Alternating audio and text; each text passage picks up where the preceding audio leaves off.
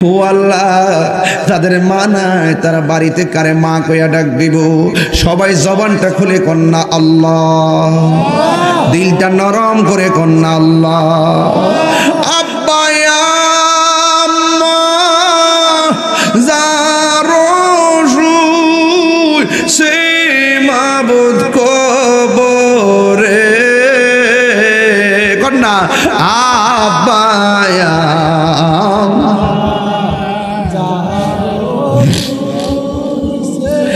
মাউত কবরে মাফু করে দাও দয়াল নবীর খাতিরে মাফু করে দয়াল নবীর খাতিরে। বন্ধু না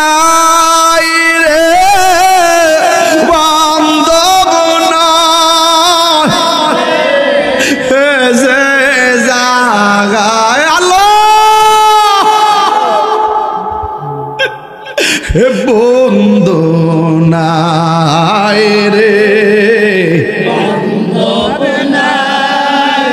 আল্লাহ আল্লাহ আল্লাহ, এই যে জাগায় সেই জাগার বন্ধু নবী মুস্তাফা সে যা বন্ধু নবী। এই কবরেরই আযাব যদি মানুষ দেখিত কবরেরই আযাব যদি মানুষ দেখিত গরবারি রিয়া পাওয়াল হইত গরবা রিয়া পাওয়াল এত মায়া করতেন সংসারে। এ তিনবার কন্যা আল্লাহ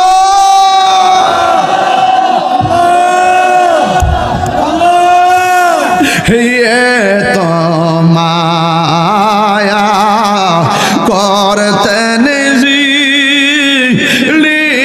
আমরা সংসারে আজ বুঝি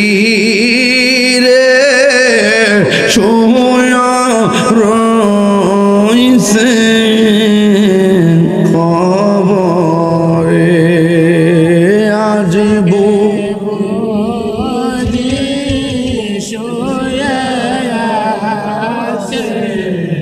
কবরে।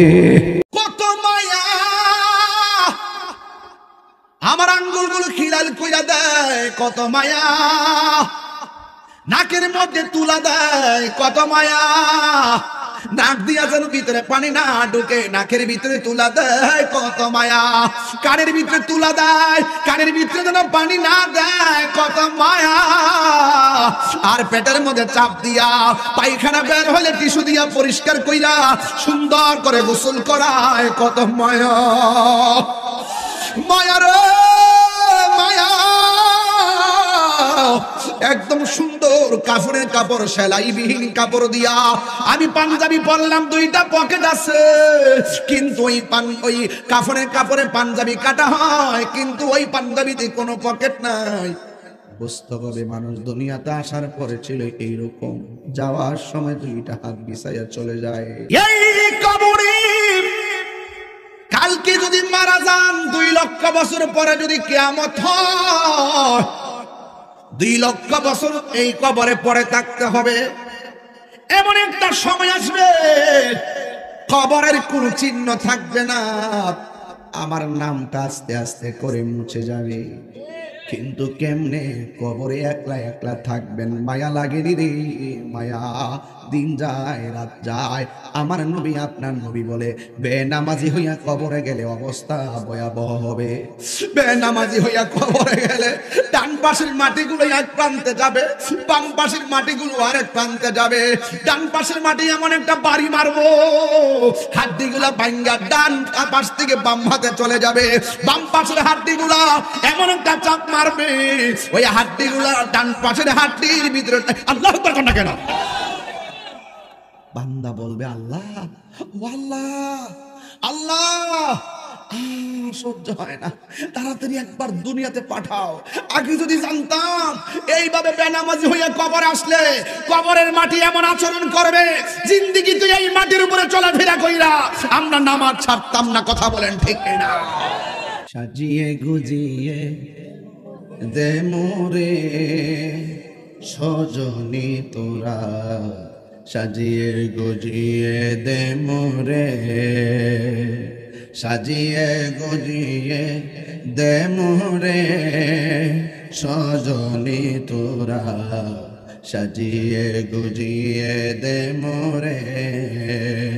বড়ই পাতা গরম জলে শোয়া মশারির তলে, বড়ই পাতা গরম জলে, বড়ই পাতা গরম জলে শোয়া মশারির তলে, আতর গোলাপ চন্দন মেখে দে সজনী তোরা, সাজিয়ে গুজিয়ে দে মোরে। সবাই সাজিয়ে গুজিয়ে সজনী তোরা, সাজিয়ে গুজিয়ে দে মোরে। এত রঙিন এত কাপড় কিছুই ভালো লাগে না মোর, এত রঙিন এত কাপড়, এত রঙিন এত কাপড় কিছুই ভালো লাগে না মোর। সাদা কাফন আমায় পরাই দে সজনী তোরা, সাজিয়ে গুজিয়ে দে মোরে।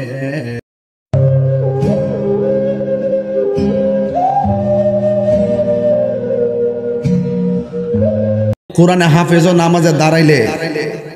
নামাজে দাঁড়াইলে কি হয়? বল হইলে মুক্তাদি গোলা পিছন থেকে কি দিবে? লুকমা দিবে। কেমনে লুকমা দিবে? আল্লাহ আকবার না, সুবহানাল্লাহ। কেমনে লুকমা দিবে? সুবহানাল্লাহ বলবে। কথা কোন ঠিক কিনা? তো যুবক ভাইরা আমার, এখন ইমাম সাহেব যদি নামাজ থেকে উঠটা করতে আমার বুলদুল গিলে গিয়ে চলবো? তো আহমদুল্লাহ সাহেবের একটা স্লিপ অফ টাং হোক আর গবেষণার ভুল হোক, আমি এটা ধরেছি। এটা আমার ধরাটা যদি সঠিক না হয়, উনি লাইভে এসে বলবে তাহির সাহেব আপনি আমাকে বলছিলেন, আমি বক্তব্যটা দিছি কেন? আমি যে বলছি 40 বছর আগে নবী ছিল না, এটার ব্যাখ্যা হইলো এটা। তো শেষ হয়ে যায়। উনি চুপ করে ঘরে বসে রয়েছে।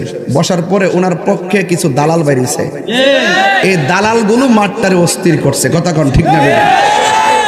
এরা যখন আমার ব্যক্তিগত অ্যাটাক শুরু করছে, তখন আমাদের পোলাপান কি বইয়া থাকবো? আমাদের সুন্নি উলামায়ে কেরাম প্রায় 101 জন আলেম এক যুগে আমি যে বক্তব্যটা যে বোল্ডা ধরছি এটার সমর্থন জানায় ভিডিও বানাইছে। আব্বাসী সাহেব গত পরশুদিন একটা ভিডিও বানাইছে যে আমি যেটা ধরছি এটা ঠিক আছে, আহমদুল্লাহ সাহেবের উচিত তওবা করা, ভুল স্বীকার করা। ধরছে কিনা? কারণ আমার ধরাটা কি আর আমার মধ্যে আছে নাকি আরো উপরে গেছে গা? আমি কি বুঝাইতে পারছি? তো এই জন্য আপনারা কি মনে করতেছেন? তো ওনার উচিত, উনি যত চুপ থাকবে বিভ্রান্তর সৃষ্টি পিছিয়ে হবে। কেন? ওনার পক্ষে কিছু বক্তা দালালি কুসুর করছে, এই দালালি কইরা কিন্তু মূলত ওনারই ডুবাইতেছে। কথা কোন ঠিক না বেটি? ওনার উচিত আইসা ডাইরেক্ট বলে দেওয়া, বক্তব্য দেওয়া, তো সমাধান হয়ে যায়। এখন অনেকে বলে আমি নাকি বেয়াদব, আমি আহমদুল্লাহ সাহেব এত বড় হুজুরের ভুল ধরি। উমা, উনি মানুষ না, ওনার বলেই তো পারে না। ওনার কি তার সব সঠিক হয়ে যাবো গা? যে প্রশ্ন দিয়ে প্রশ্ন সব উত্তর দিতে পারে, এটার উত্তর দিতে পারে না। ওয়াইফাই সালাম যাইব কিনা, কত বক্তব্য উত্তর দেয়, কোন উত্তর তো বাদ দেয় না। একদিন শুনলাম না যে আমি পারি না, যেটা দিব এটি উত্তর দেয়। তাহলে আমি যে ভুলটা ধরলাম, প্রশ্ন করলাম, এটার উত্তর দেওয়ার সময় কি উনি পায় না? উনি না দিয়া ঘরের কোন বইয়া থেকে এই যে একটা বিভ্রান্ত ছড়াই দিছে, আমার কি ভুল ধরার অন্যায় হয়েছে? যতদিন তিনি নীরব থাকবে পরিস্থিতি তত গোলাটে হবে, ঠিক কিনা? যাই হোক, আমি আশা করব, এখন আশা করবো আহমদুল্লাহ সাহেব আপনি এই ব্যাপারে সুস্পষ্ট বক্তব্য দেন। আমি আবারও বলি, আমার নবী যে দুনিয়াতে আসার আগেও নবী হিসেবে নির্ধারিত ছিল, মা আমেনার মাস থেকে দুনিয়াতে আসছে, নবী হিসাবে আসছে। 40 বছর পরে ওহী আসছে, কোরআন নাজিল হয়েছে, নবুয়ত প্রকাশ পাইছে। কিয়ামত পর্যন্ত আমার নবী থাকবে, আমার নবীর পরে আর কোন নবী আসবে না। এটাই সুন্নিদের আকীদা, কথা কোন ঠিক না? এর বাইরে যে আকীদা বলবে, যে ব্যক্তি বলবে যে 40 বছর নবী ছিল না, এটা হলো চুপা। কাদিয়ানীরা নবীর শেষ নবী মানে না।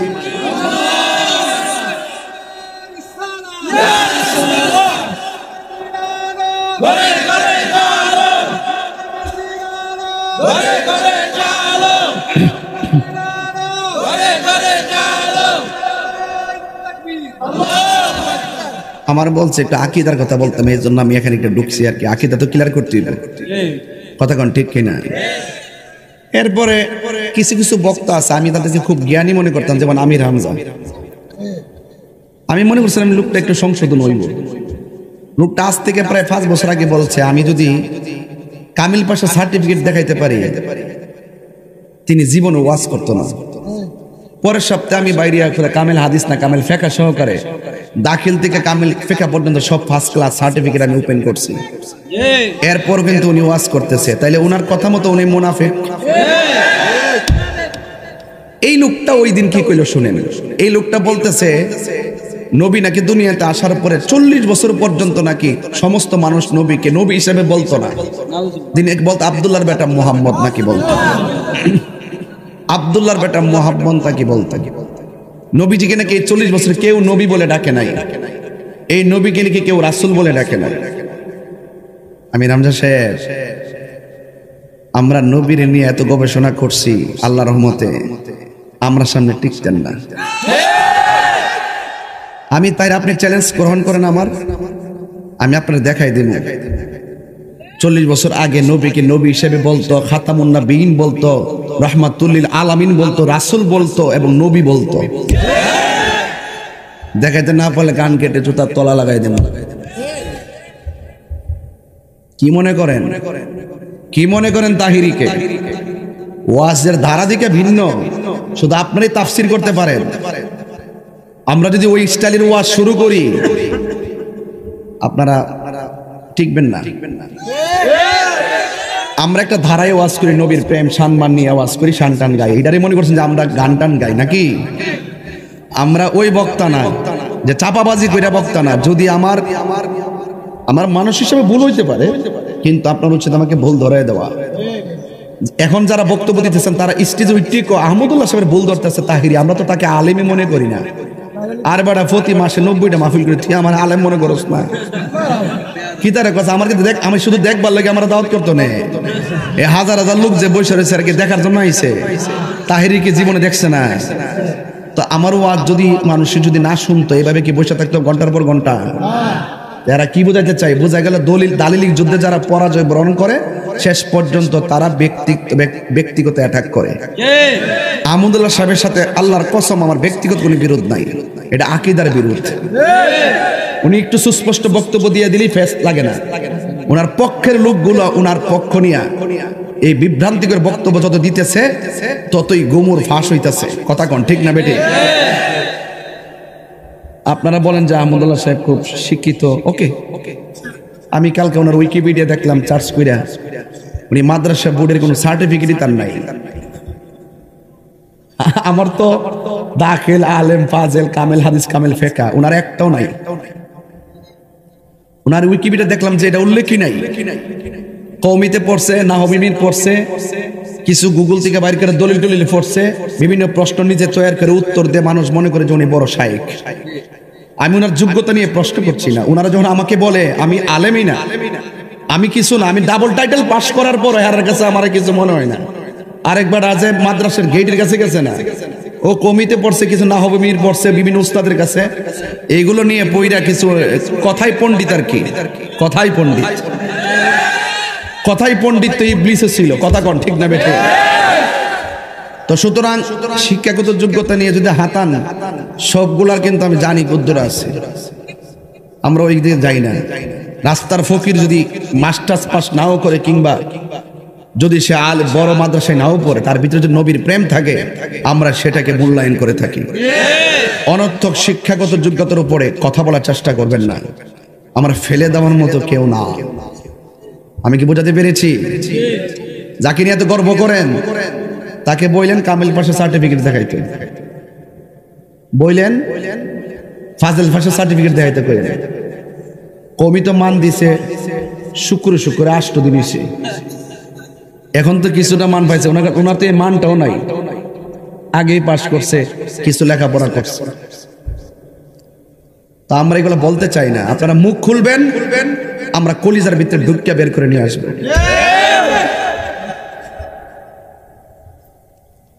হাজার আলেম হোক, নবীর প্রেম না থাকলে, আমার নবীকে যদি 1 সেকেন্ডের জন্য অস্বীকার করে, আমরা তাকে আলেম মনে করি না।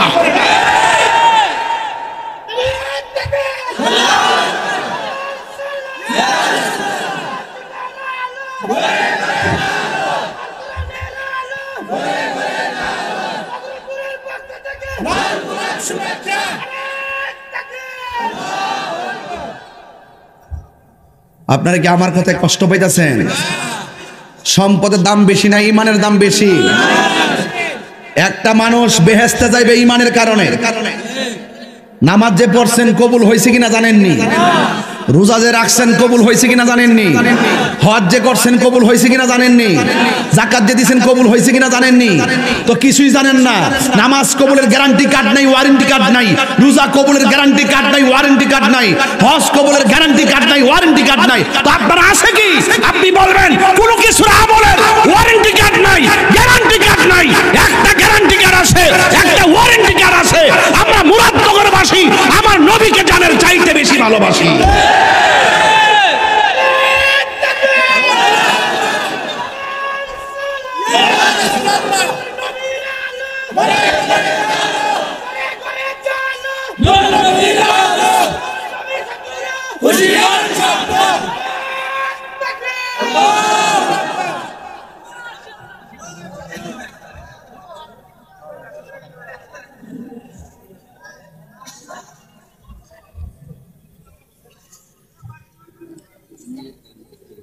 ভাইরা আমার, কষ্ট হচ্ছে আপনাদের? সুন্নাহ ফাউন্ডেশন খুললে সুন্নি হওয়া যায় না। সুন্নি হইতে হয় সর্বগুণে আমার নবীকে জেনে মানার পর। মুখ খোলাবেন না। আমি বলছি কবরে নবী ছাড়া কেউ শেষ। আল্লাহ রাব্বুল আলামিন বলেন, ওয়াবাশশিরিল্লাযীনা আমানু ওয়া আমিলুস সালিহাতি আন্না লাহুম জান্নাতিন তাজরি মিন তাহতিহাল আনহার। আল্লাহ রাব্বুল আলামিন বলেন, আল্লাহ রাব্বুল আলামিন বলেন, আমি ঈমানদারদের জন্য জান্নাতের শুভ সংবাদ দিলাম, আর যারা নেক আমল করে আমি তাদের জন্য জান্নাতের শুভ সংবাদ দিলাম, যে জান্নাতের নিচ দিয়া নহরগুলা প্রবাহিত। জোরে জোরে কি সুবহানাল্লাহ বলা যাবে না? এখন ঈমানদারের দাম কম না বেশি? ঈমানদারে কি মরণের ডরা? আজরাইল যখন ঈমানদারের কাছে আসে, রঘুরামপুরের দরজার মধ্যে দাঁড়াইয়া আজরাইল সরাসরি ঈমানদারকে সালাম দেয়। কি দেয়? সালাম দেয়। আন্দারপুরের মানুষ আমি, আন্ধার ঘরের বাসিন্দা, ও আল্লাহ আমি এক পাপিষ্ট বান্দা, ঠিক কিনা? আন্ধার ঘরের রাস্তা সোজা, ঘাড়ের উপর পারের বোঝা। মসজিদের খাটের কথা মনে আসেনি? আন্ধার ঘরের রাস্তা সোজা, ঘাড়ে লইয়া পারের বোঝা, আল্লাহর রাসূল মুর্শিদি বোঝা, আল্লাহর রাসূল মুর্শিদি বোঝা, পাগল মনের দান্দা গো ও আল্লাহ। আমি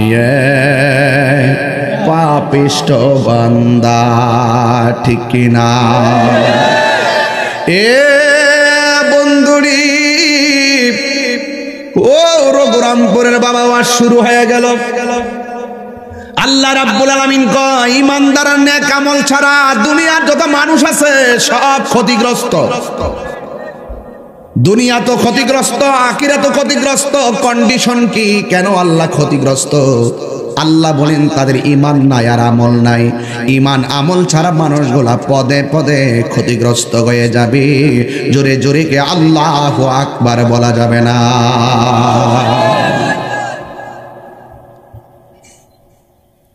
এ আমার যুবক ভাইরা, এই জন্য আমার নবী, আপনার নবী রাহমাতুল লিল আলামিন বলে দিয়েছেন, একটা মানুষের সামনে যখন আজরাইল আসে, রূহটারে ধরে, জীবন্ত বকরি গায়ে থেকে চামড়া তুললে বকরি যেমন কষ্ট হবে, এর চাইতে বেশি কষ্ট হবে আজরাইল যখন তার রূহটারে বের করে নিয়ে যাবে। আপনারা জবান খুলে বলেন হায়াতের মালিককে। মিনহা, সবাই কোন না, মিনহা খলাকনাকুম ওয়া ফিহা নুঈদুকুম ওয়া মিনহা নুখরিজুকুম তারাতান উখরা। কবরে যাওয়ার সময় মাটিগুলা মুষ্টি করে করে দেয়, এক মুষ্টি মাটি নিয়ে পড়ে মিনহা খলাকনাকুম, আরেক মুষ্টি মাটি নিয়ে বলে ওয়া ফিহা নুঈদুকুম, আরেক মুষ্টি মাটি নিয়ে বলে ওয়া মিনহা নুখরিজুকুম তারাতান উখরা।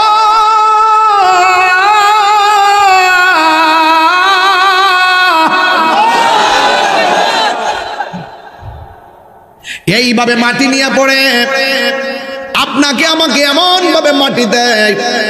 কিন্তু মনে রাখবেন, আজকে আমি যার কবরে মাটি দিয়ে আসলাম, কালকে আমার পালা আছে না নাই? মানুষগুলা লাশ হইয়া যখন শুইয়া যায়, ও যুবক লড়তে পারে না। আল্লাহর হাবিব ডাক দিয়া বলে, একটা মানুষ যদি দুনিয়ায় জীবিত থাকা অবস্থায় 20 বার মরণের কথা খেয়াল করে, ওই দিন যদি লোকটা মারা যায়, আমার আল্লাহ তার মরণটাকে শহীদের খাতায় লিখে দেন। লস আছে? আরো জোরে লস আছে? এই মাটি দিয়ে আপনাকে দাফন করা হবে। আমার দাদাকে বিদায়ের যে আনুষ্ঠানিকতা, আমার আনুষ্ঠানিকতা বাকি। আমার দাদাকে বিদায় দেওয়ার আনুষ্ঠানিকতা যেমন হয়েছে, আমার আনুষ্ঠানিকতা এমনই হবে। কথা বলেন ঠিক কিনা? 1 নম্বর আনুষ্ঠানিকতা, মরণের সময় মরার পরে মাইক দিয়ে এলান হবে। 2 নম্বর আনুষ্ঠানিকতা, যাত্রা পরের বাজার থেকে কাফনের কাপড় চলে আসবে। 3 নম্বর আনুষ্ঠানিকতা, মসজিদের খাট আমার বাড়ির মধ্যে চলে আসবে। 4 নম্বর আনুষ্ঠানিকতা, আমার জন্য বড়ই পাতার গরম জল দিয়ে আমাকে গোসল দেওয়ানো হবে। 6 নম্বর আনুষ্ঠানিকতা, আমার লাশটাকে কাফন বাইন্ডিং করে খাটের মধ্যে তোলা হবে। এক কথা কোন ঠিক কিনা বলেন? 7 নম্বর গেল। 8 নম্বর আনুষ্ঠানিকতা, মানুষগুলো লাইন ধরে ধরে আমাকে বিদায় দেওয়ার জন্য দাঁড়ায়া যাইব। 9 নম্বর আনুষ্ঠানিকতা, কবরের মধ্যে আমার নামায়া দিব। 10 নম্বর আনুষ্ঠানিকতা, আমার লাশের উপরে সানি গুলা দিবে, মাটিগুলা দিয়ে বিদায় হয়ে চলে আসবে। দাদারে বিদায় দেওয়ার জন্য যে আনুষ্ঠানিকতা ছিল, আমার আনুষ্ঠানিকতা এইভাবে শুরু হবে। গরম পানির জল করবে, গরম পানিটা দিয়ে আমাকে গোসল করানো হবে, কিন্তু বেশি গরম দিবে না, চামড়ায় যেন গরম না লাগে। অথচ তখন আমার অনুভূতি নাই, আমার ভিতরে রূহ থাকলে আমার অনুভূতি হতো। এরপর দুনিয়ার মানুষ আমাকে কত মায়া করে, মায়া রে মায়া, কত মায়া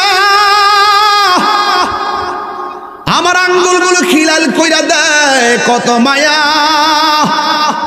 নাকের মধ্যে তুলা দেয় কত মায়া, নাক দিয়া যেন ভিতরে পানি না ঢুকে, নাকের ভিতরে তুলা দেয় কত মায়া, কানের ভিতরে তুলা দেয়, কানের ভিতরে যেন পানি না দেয় কত মায়া, আর পেটের মধ্যে চাপ দিয়া পায়খানা বের হলে টিস্যু দিয়া পরিষ্কার কইরা সুন্দর করে গোসল করায় কত মায়া, মায়া রে মায়া। একদম সুন্দর কাফনের কাপড়, সেলাইবিহীন কাপড় দিয়া আমি পাঞ্জাবি পরলাম, দুইটা পকেট আছে, কিন্তু ওই কাফনের কাপড়ে পাঞ্জাবি কাটা হয়, কিন্তু ওই পাঞ্জাবিতে কোনো পকেট নাই। বুঝতে হবে মানুষ দুনিয়াতে আসার পরে ছিল এইরকম, যাওয়ার সময় দুইটা হাত বিছাইয়া চলে যায়।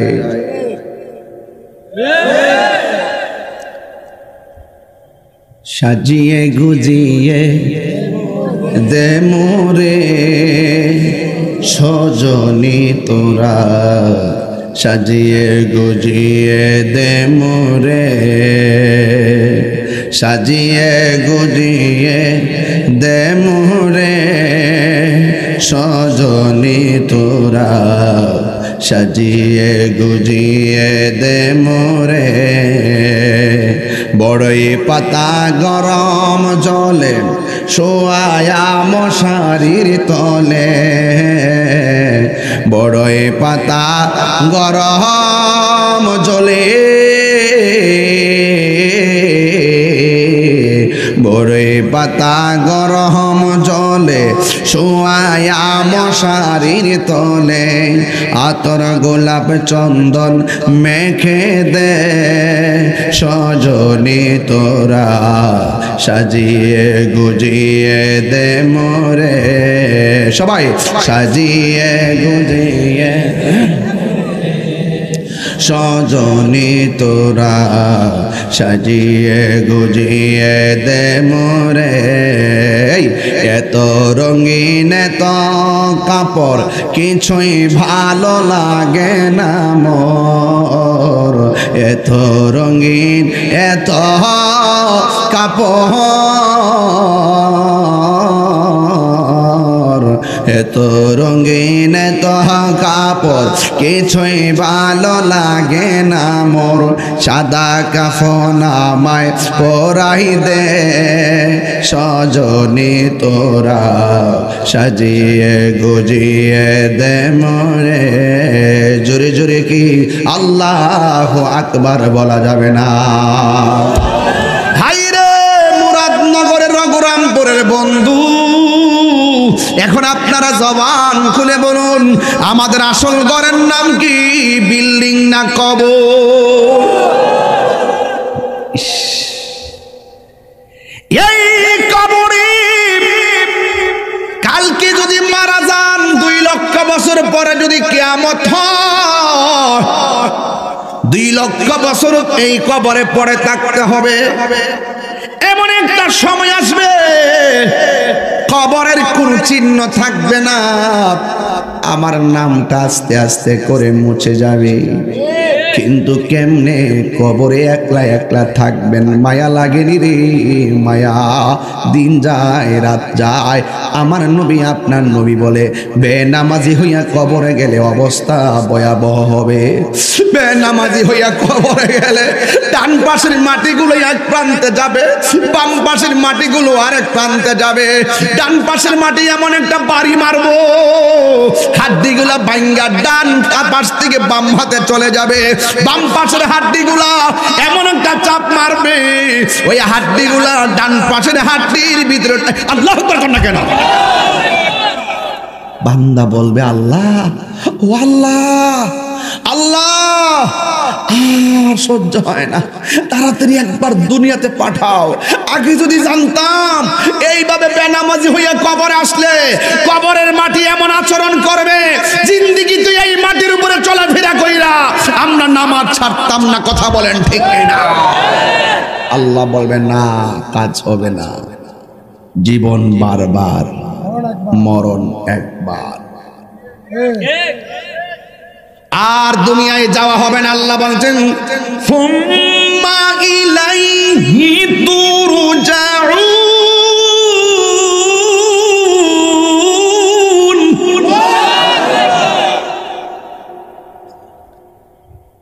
তোমাদেরকে দুনিয়াতে পাঠাইছিলাম, আমি আল্লাহ নিয়ে আসছি, আর যাওয়ার সুযোগ যুবক। এই যুবক, তোমাকে বলছি, হাসতে হাসতে নিজের মূল্যবান সময় নষ্ট করতেছ। এখন চিপা চাপা দিয়া যে দূর দিয়ে হাঁটো, একদিন সময় আসবে ইচ্ছা করলো পাটা ঠিক মতো ফালাইতে পারবা না। এমন একটা সময় আসবে ইচ্ছা করলেই তুমি কাছের জিনিসটা ভালো করে দেখবা না। এমন একটা সময় আসবে ইচ্ছে করলেই তুমি শুদ্ধ করে এই জবান দিয়ে তেলাওয়াতটা করতে পারবা না। এমন একটা সময় আসবে ইচ্ছে করলেই তুমি তোমার শক্তি নিয়ে দৌড়তে পারবা না। এই জন্য এখনই সময়। এই জন্য যৌবনকালের নামাজ আর বার্ধক্যকালের নামাজ অনেক পার্থক্য। কথা বলেন ঠিক কিনা? এই জন্য যুবক, হাসতে হাসতে সময় নষ্ট করে দিও না। কবরের মাটি জোয়ান বুড়া চিনে না, চাপা মারতে ভুল করতো না। এমন চাপা মারবে, কবরের মানুষ এমন চিৎকার মারবে, এই কবরের কান্নার আওয়াজ যদি পৃথিবীর কোনো মানুষের কানের মধ্যে লাগতো, ওই মানুষের কানটা ফেটে রক্তক্ষরণ হতে হতে মানুষটা মারা যেত। কিন্তু তার কান্নার আওয়াজ কেউ শুনবে না। আল্লাহু আকবার বলবেন না? 2 নম্বর বেনামাজির কবর আযাব হলো, ওই কবরের ভিতরে জাহান্নামের হাওয়া ঢুকায় দেওয়া হবে। এই জাহান্নামের হাওয়াটা দুনিয়ার আগুনের চাইতে 70 গুণ গরম। বাঁচাও, ফায়ার সার্ভিস নাই। বাঁচাও, কোনো মানুষ পানি নিয়ে যাবে না। কবরের ভিতরে বৃষ্টির পানি ঢুকিয়া গলা পর্যন্ত হয়ে গেল, কিন্তু রুহের উপরে যে আযাব হবে, বাঁচার কোনো রাস্তা নেই। 3 নম্বর, কবরের ভিতরে সর্প ঢুকিয়ে দেওয়া হবে। সাপটার লম্বা হবে 450 কিলোমিটার। আল্লাহু আকবার বলবেন না?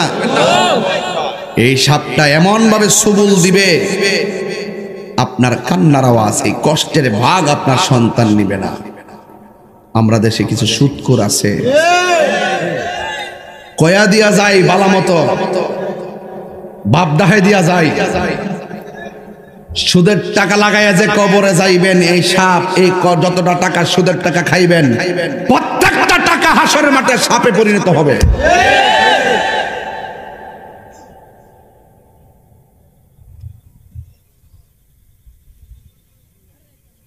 সুদখোর।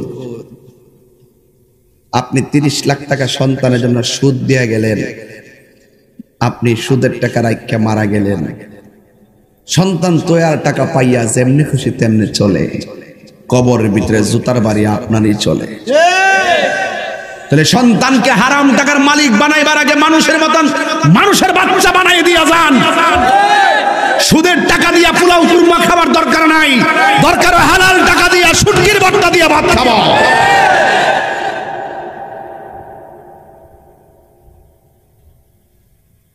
যেমনে মন চায় এমনি চলেন। আবার দেখলাম সমাজে সুদখোরের দাম বেশি। আমরা হেরার বাপ ডাইকে আইনা চেয়ারে বসাই, বাপ ডাইকে আইনা মসজিদের সভাপতি বানাই।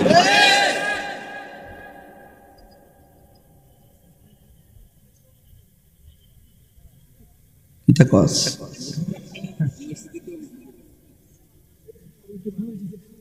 সভাপতি না, যে সুদখোর হ্যাঁ মসজিদের সদস্য আর যোগ্যতা নাই। সভাপতি তো ফরজ সাবজেক্ট। আর সুদখোরটিরে ধরতে আমার ভাল লাগে, মনটা টটটা ধরতে হবে। এই সুদখোরটির কারণে রঘুরামপুরের গরিব আরো বেশি গরিব হইতাছে। আরে আল্লাহ টাকা দিছে, আল্লাহ কইছে তোরে আমি দন দিছি, কর্জে হাসানা দে, দান করে দে, নাইলে কর্জা দে। আমি তো মনে করি এই রঘুরামপুরে যত টেহার মালিক আছে বাজান, প্রত্যেকটা টেহার মালিক যদি সুষম বন্টন নীতির আলোকে স্বর্ণের জাকাত, টাকার জাকাত, মালের জাকাত দিত, এই রঘুরামপুরে একটা গরিবও খুঁজা পাওয়া যাইত না। জাকাত দে দে দে, সুদের টেহা বাড়লে দে।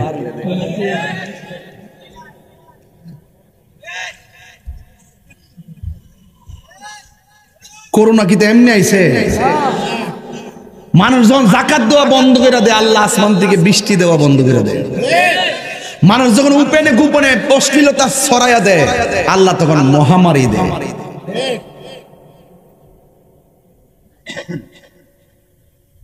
আপনার এলাকার তোর সুদখোর নাই?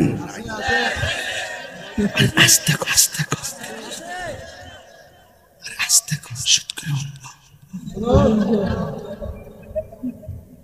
কে কে সুদ খান হাত তোলেন। কইরে সুদখোর কইছে না আপনার এলাকা ভালো আছে? ফানসুরুটে পয়সা নষ্ট, যুবক নষ্ট মদে, কুসমাজে গেরাম নষ্ট, খাদক নষ্ট সুদে। সুদ করে নামাজ পড়ে কেমন জানেননি? আল্লাহ আল্লাহ। আর সালাম ফিরে কেমন জানেননি?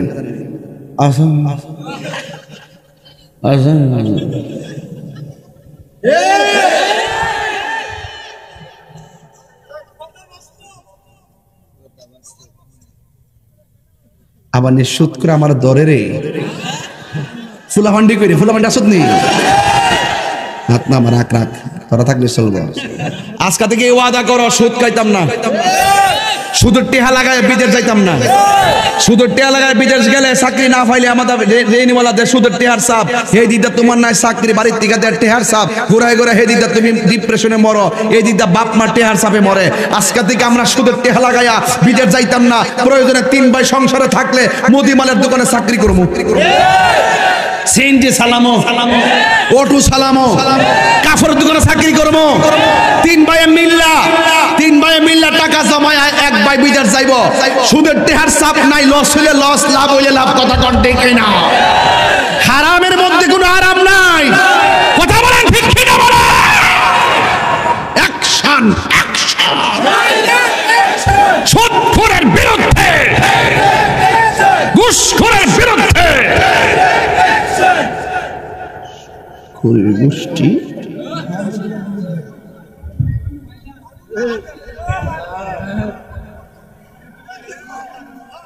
মুরব্বী বাবারা রাগ করেন না বাজান, রাগ করেন না বাজান। যা খাইছেন খাইয়া লাইছেন, আর খাইয়েন না। কবরের জায়গাটা বালা না। সুদের টিয়া তুইয়া যাবেন ফুতে পাচি হাং পালসার আর 15 চালাইব, ফাহাদা কবরে জুতার বাড়ি আপনার একটা মানিক পড়তো না। তাহলে এই জন্য আমি এই টিহার মালিক বানাইতাম কি লাগিয়া? দরকার শুটকির বাচ্চা ভাত খাবো, ফুলার কমু যে এই ফুলা চাকরি করে ভাত খা, মাটিকেটটা ভাত খা, সিন্দি ছেলে খা। আরে বাড়া দেখবেন সারা সুদ খা অতলা টিহার মালিক হইয়া 10-12 প্রকার আইটেম দিয়ে ভাত খা, কিন্তু ফাও ইয়ানো ফালাইতে গেলে হিয়ানো জায়গা ওই যে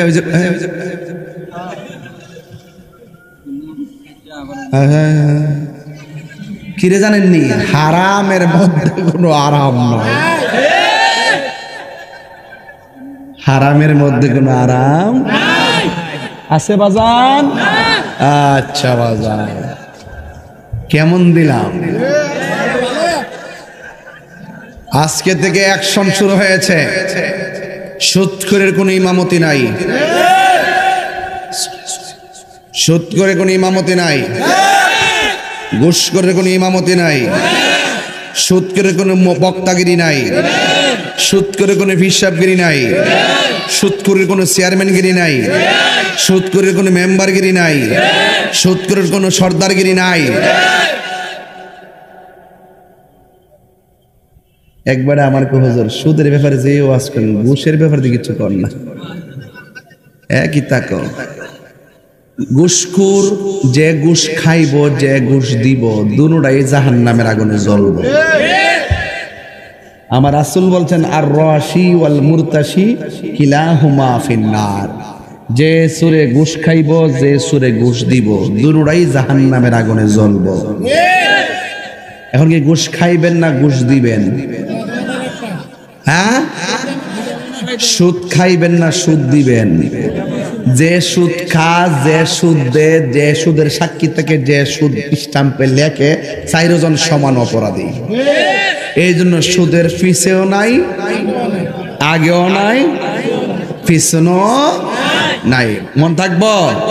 তাহলে আজকে থেকে বলুন সুদ খাওয়া যে হারাম, এটা কি মোল্লার ফতোয়া না আল্লাহর ফতোয়া? তাহলে মসজিদের সভাপতি কারে বানাইবেন কোন?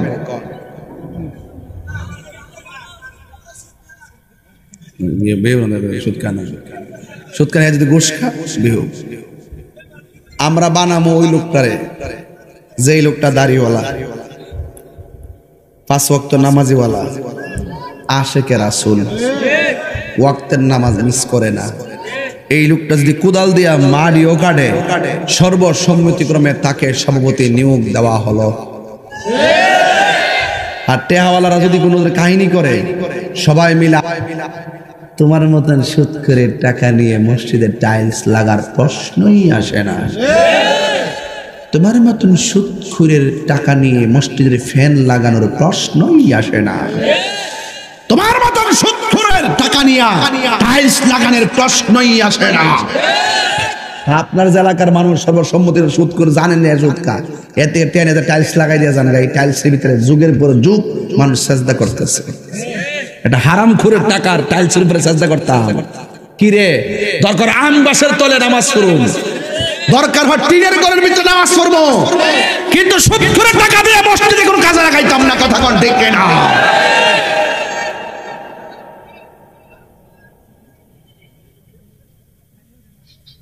আমার আবার বাজান সুদখোরের ধরতে আমার ভাল লাগে। এই সুদখোরটির কারণে কিন্তু এই মহামারী গুলা আসে।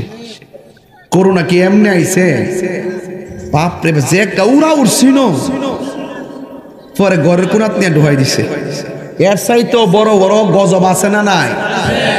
করোনা জীবনে দেখছেন না এমন করোনা আয়ে গেছে। আবার এমন কিছু আইব ঘরে বয়া থাকলেই ধরবো, সব গড়তে বাইরে হারি থাকবো। এতদিন তো বাইরের থেকে ভিতরে নিয়ে ঢুকাইছে লকডাউন, এরপরে কি লগ আউট, এরপরে কি লগ আউট। কথা কোন ঠিক কিনা? যুবক ভাইরা আমার, এখন আজকে থেকে বলুন সুদ খাবো? এই সুদ খাবো? সুদ খাওয়া কি হালাল না হারাম? এটা কি মোল্লার কথা না আল্লাহর কথা? কারা কারা সুদের পক্ষে হাত তোলেন? ওই দেখছিস নালামতরা, দেখছিস নালামতরা 7-8টা তুলে লেছি দি।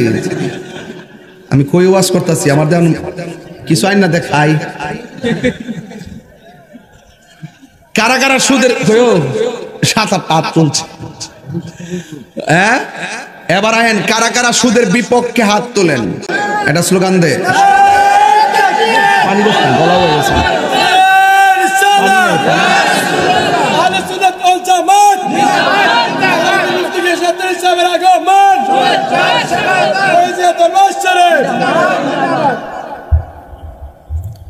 এই কালা গেঞ্জি, এই শোন, সেজে চা কি তো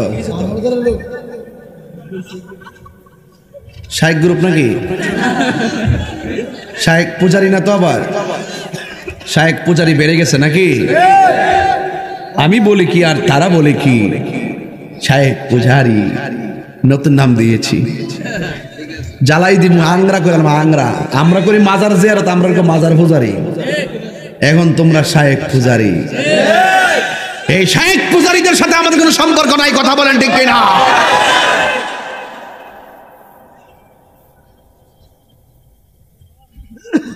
কি হবে আলেম হয়ে ইমাম সেজে, সেতামনি কি হবে আলেম হয়ে ইমাম সেজে সমাজেতে, যদি না হক কথা উচ্চ সুরে না বলিতে।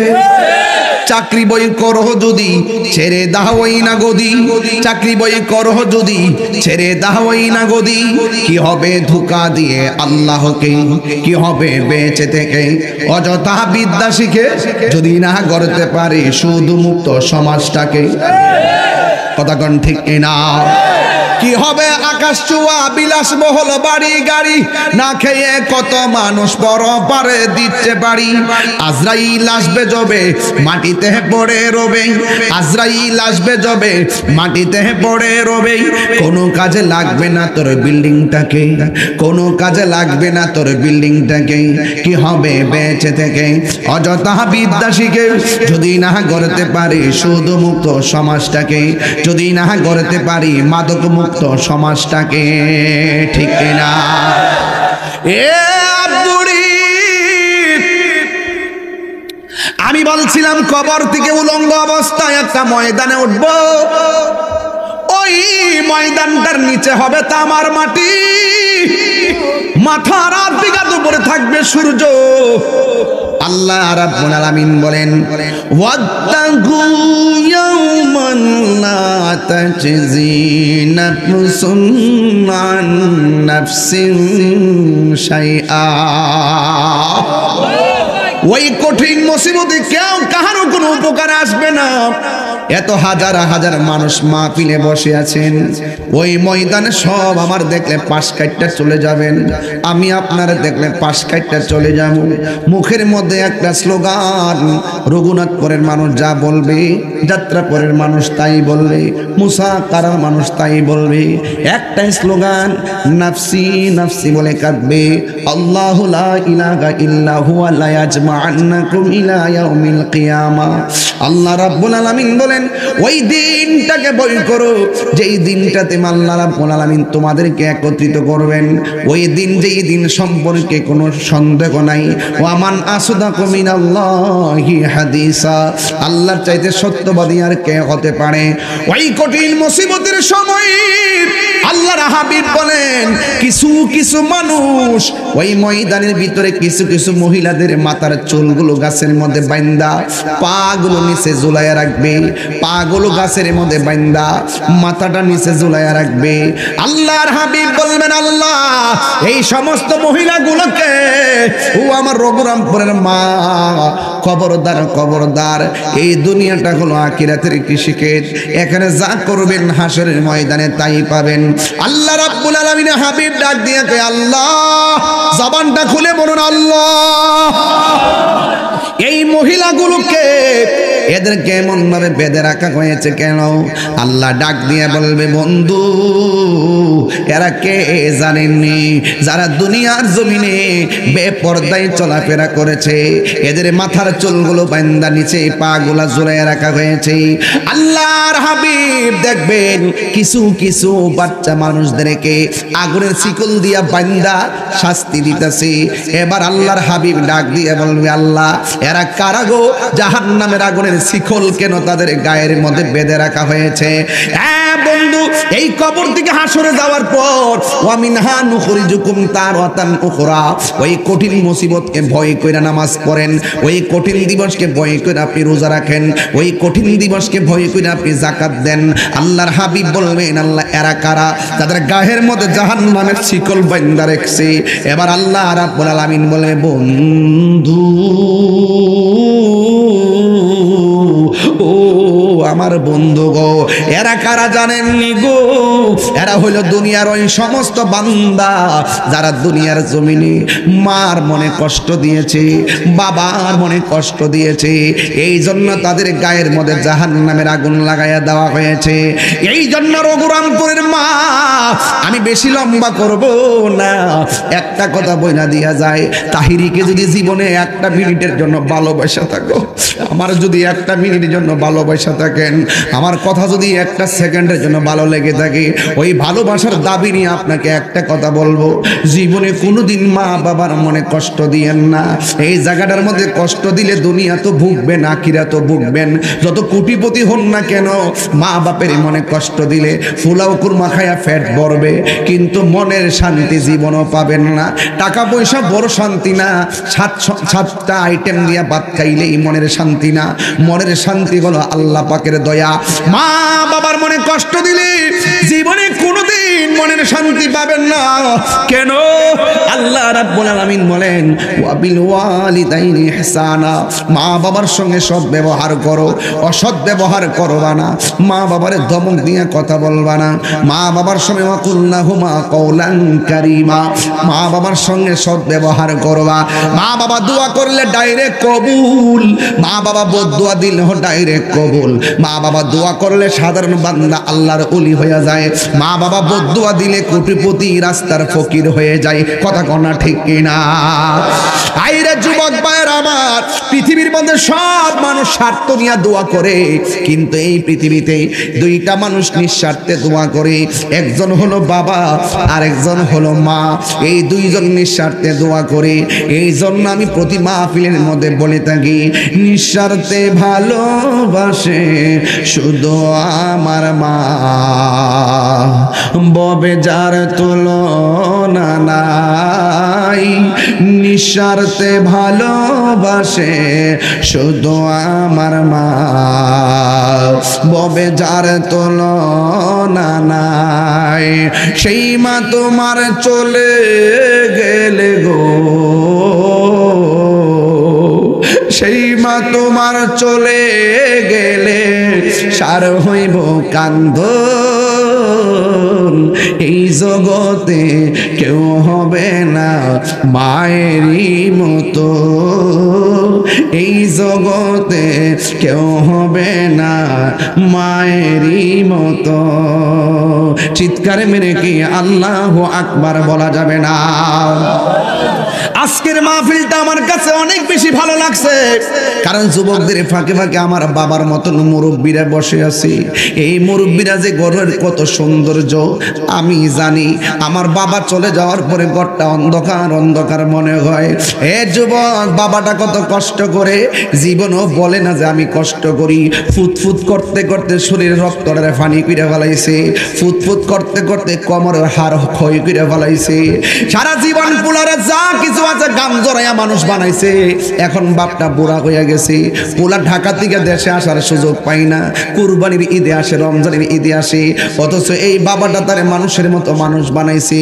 এ সন্তান, তুমি মাসে মাসে আসো কেন? তুমি ঢাকা সবারই নিয়ে থাকতে পারো, তোমার বাবারে কেন দেশের বাড়িতে ফালাইয়া রাখবা? এই জন্য যুবক ভাইরা, ওই বাপটা সন্তানের জন্য কি না করেছে। আজকে সমাজের বাপগুলা বুবা হইয়া গেছে। সন্তানের কষ্ট তারা মুখ খুলনা সমাজে কয় না। দোকানে গিয়ে বসে বসে এক কাপ চা খাইয়া সময় কাটা, কিন্তু রাতের বেলা কাশতে কাশতে রাত্রটা কাটায়। ভালো করে কোমরটা গুছা করতে পারে না, হাড়গুলা ক্ষয় হয়ে গেছে। পোলা যদি একটু ট্রিটমেন্ট করে ওষুধ দিত, বাপটা সুস্থ থাকতো। এই জন্য যুবক, বাপটারে আর অবহেলা করিও না। বাবা গো বাবা, বাবা গো বাবা, বাবা তুমি কেমন আছো ছোট মাটির ঘরে? তোমার কথারই দই মাঝে পড়ছে বারে বা। দেখেন তো সব্বির চেহারা মলিন হয়ে গেছে। প্রত্যেকটা সন্তান বাপ মার পাগল আমার মতন। বাবা গো বাবা, বাবা গো বাবা, কত আদর কত স্নেহ তোমার কাছে পেলাম। সব কিছু হারিয়ে আজকে নিঃস্ব হয়ে গেলাম। কত আদর কত স্নেহ তোমার কাছে পেলাম। সব কিছু হারিয়ে আজকে নিঃস্ব হয়ে গেলাম। ভালোবাসি তোমায় বাবা, বুকটা যে যাইছি রে। সবাই ভালোবাসি বুকটা যে যাইছি রে, তোমার কথারই দয় মাঝে পড়ছে বারে বারে। বাবা গো বাবা, বাবা গো বাবা, দরজাটা খুলতে খেয়ে যাই ধোকা। বাবা বুঝি বলছে এলে নাকি খোকা। বুকের ভেতরটা নড়ে চড়ে ওঠে, চোখ বেয়ে জল নেমে আসে। শুধু বাবা নেই, শুধু মা নেই। যুবক ভাই আমার, একটা দিন চলে যাওয়ার অর্থই হচ্ছে এই দিনটা আর ফিরে আসবে না। যদি জানতাম হায়াতটা 50 বছর, তাইলে আর বাকি আছে মাত্র 8 বছর। ওয়াজ মাহফিলের মুখটা আসতো না, সেজদায় পড়ে থাকতাম। জানি না বলেই মনে হয় যেন হায়াত আছে না 100 বছর 200 বছর, আসলে না। দিন চলে যাচ্ছে, হায়াত যা বাজেট ছিল তা কমে যাচ্ছে। এই দিনটাকে একটু কাজে লাগাইবেন। আল্লাহ যেন আমাদের সকলকে নবীর প্রেমিক হিসেবে কবুল করে হারাম থেকে বেঁচে থাকার তৌফিক দান করে, মা বাবার খেদমত করার তৌফিক দান করে। আজকে যারা এসেছেন এই মাহফিলের উসিলায় যেন এলাকার গুরুস্থানের কবরে আযাব মাফ করে চিৎকার মেরে কোন আমিন।